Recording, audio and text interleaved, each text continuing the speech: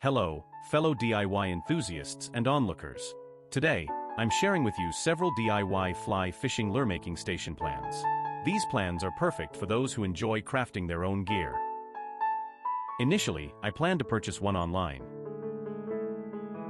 But after searching, I found that the ones I liked were quite pricey, even the simpler ones.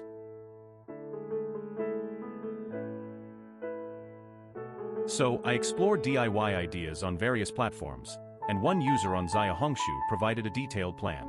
Based on their idea and my own thoughts, I've compiled 4 plans to share with you. Since I'm not familiar with non-standard parts, I first sketched them out in SU, SolidWorks or a similar 3D modeling software, then bought the necessary components and started building. Before diving into Plan 1, let me share a budget-friendly version that costs just 10 yuan. Here's the list for Plan 1. If you can't find these parts locally, you can purchase them from Chinese e-commerce platforms like Taobao and Pinduoduo.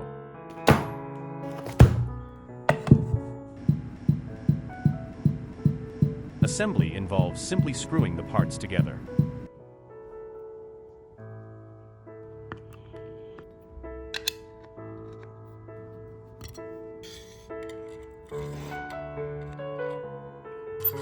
However, I found that it made quite a bit of noise when shaking and was heavy at the front,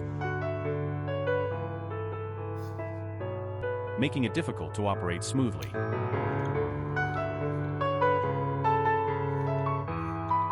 The hooks were clamped tightly, and the coupling had some elasticity. The area circled in red, I think, should have bearings added. Due to these obvious flaws, I moved on to Plan 2. Plan 2 included bearings, solving the noise issue from the previous version. The coupling was also swapped with a rigid universal joint, and I DIY'd the connecting parts. To assemble, follow the video instructions. The cross connectors used in this version need a 3mm hole drilled on the 10mm end, with bearings placed on both ends of the 10mm section. An M3 screw is then inserted as a stop switch. Aluminum is soft, so drilling is easy with any electric drill. You can sand down the DIY universal joint like I did for a wider range of motion. After assembly, testing showed smoother rotation and secure locking.